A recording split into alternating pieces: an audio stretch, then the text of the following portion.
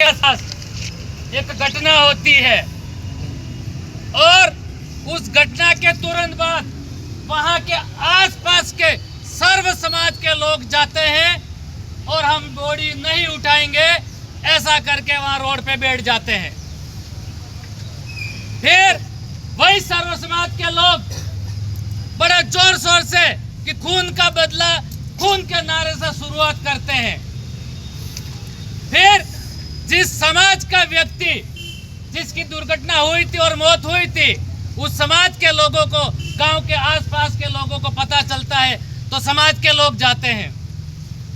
फिर वो लोग जो सर्व समाज के लोग बैठे थे वो लोग थोड़ा सा आग चिंगारी भड़का के धीरे से आजू बाजू साइडों में खड़े हो जाते हैं और समाज के, आदिवासी समाज के जो भले लोग वो जाके वहां पे बैठते हैं और 4 से 5 घंटे इंतजार किया शांतिपूर्वक रोड पे।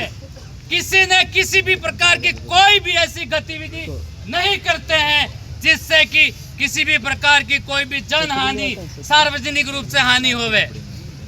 पर 5 घंटे तक प्रशासन से किसी भी प्रकार की कोई भी जन हानि, सार्वजनिक रूप से हानि होवे। पर 5 घंटे तक प्रशासन से किसी भी तरह का कोई भी आला अधिकारी उनकी पूछताछ, उनसे किसी भी प्रकार की बात करने के लिए नहीं जाता है। फिर साहब जाते हैं, डीएसपी साहब, जिनको बड़े तमगों से नवाजा जा रहा है, सिंघम। और सिंघम कैसे कि मिनट के अंदर यहाँ से साला खाली कर दो, नहीं तो उड़ा दूंगा, नहीं तो फायरिंग कर दूंगा। ये सब सिंघम होते हैं? ऐसा सिंघम कहीं देखे आपने? जन की रक्षा के लिए होते हैं, जो समाज के लिए हमेशा रक्षक के रूप में होते हैं और वो समाज को कह रहे हैं मैं उड़ा दूंगा, यहां से ये कर दूंगा। ऐसे सिंघम नहीं होते हैं। ऐसे वही लोग बोल सकते हैं, ऐसे वही अधिकारी बोल सकते हैं जो अपने आप में कायराना हरकत करने के लिए प्रसिद्ध होते हैं। और फिर क्या होता है कि वो आनंद फानंद में जोश में बोल गए और फिर जाके हमारे जनप्रतिनिधि जो शांतिपूर्वक बैठे हुए, जो किसी भी प्रकार की कोई भी इलीगल बात नहीं कर रहे थे, उनको गमछा पकड़ के उठाते हैं, खींचतान करते हैं। और फिर जब खींचतान करते हैं तो भी आप वीडियो फुटेज में देख सकते हैं कि आसपास जो शांतिपूर्वक आदिवासी समुदाय बैठा था उसने उन व्यक्ति में से किसी ने कोई ऐसी हरकत नहीं की थी जिससे आप उनके ऊपर किसी भी प्रकार की दोषारोपण करो। और बाहर जो कुछ ऐसे लोग खड़े थे जो किसी के नहीं थे, वो किसी का भला नहीं चाहने वाले थे, वो केवल और केवल हम आदिवासियों को जो शांतिपूर्वक संवैधानिक दायरे में रहकर अपनी मांग रख रहे थे उनको ही निशाना बनाने के लिए खड़े थे और उन लोगों ने पथराव शुरू किया था। ये घटना इस तरह से है। और तो और हम प्रशासन से भी कहना चाहते हैं और विशेषकर पुलिस प्रशासन को कि पुलिस प्रशासन हमारा सबसे भरोसेमंद प्रशासन है। अगर किसी भी प्रकार की कोई घटना होती है तो सरकार और जनता के बीच में मध्यस्थता स्थापित करने के लिए पुलिस प्रशासन होता है, नहीं कि डराने के लिए। और खुद ही आप मध्यस्थता निभा सकते हो, किसी को डरा नहीं सकते, किसी को भगा नहीं सकते। आपका काम क्या बनता था? यहाँ पर भी हमारे ऑफिसर खड़े होंगे, आपसे भी हम निवेदन करते हैं कि आपका काम मध्यस्थता था, वहां पे समझौतावादी विचारधारा करनी थी। यहाँ तक कि वहां पर बैठी हुई जनता को अगर आप शांतिपूर्वक समझाते और आप सरकार और जो घटना में जो शामिल थे उन लोगों के बीच में अगर आप समझौता की बात करते तो शायद बात बन जाती। पर आपने ऐसा नहीं किया। घटना का रूप दूसरा दे दिया।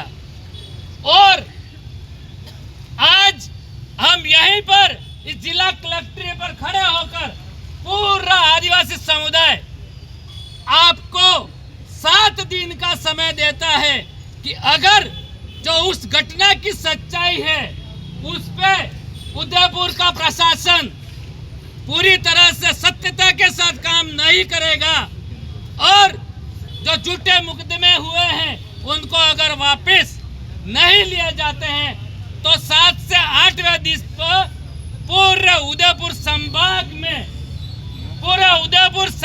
में व्यापक आंदोलन किया जाएगा, धरने प्रदर्शन किए जाएंगे। और मीडिया कर्मी, आप लोग लोकतंत्र का चौथा स्तंभ है।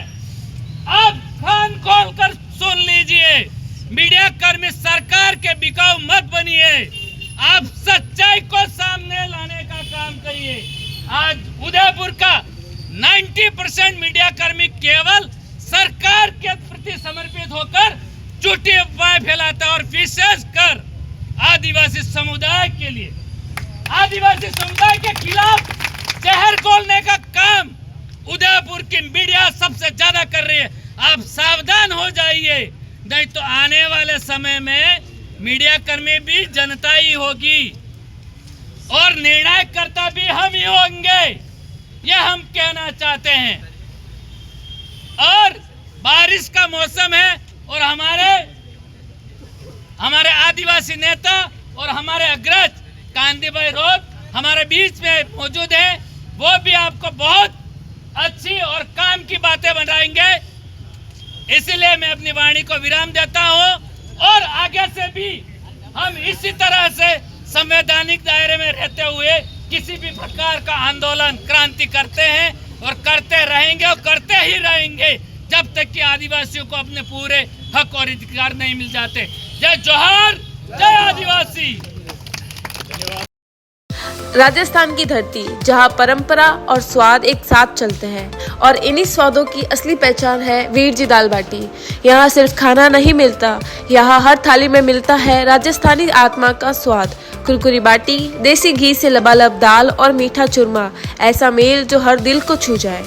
हर कौर में परंपरा, हर निवाले में अपनापन, यही है वीर जी दाल बाटी की पहचान। जो एक बार आया वो बार बार लौट कर आया, क्योंकि यहाँ से पेट नहीं भरता, दिल भी तृप्त होता है। राजस्थानी स्वाद का असली अनुभव अब उदयपुर में, स्वाद जो थम जाए जुबान पर और बस वहाँ निकल जाए।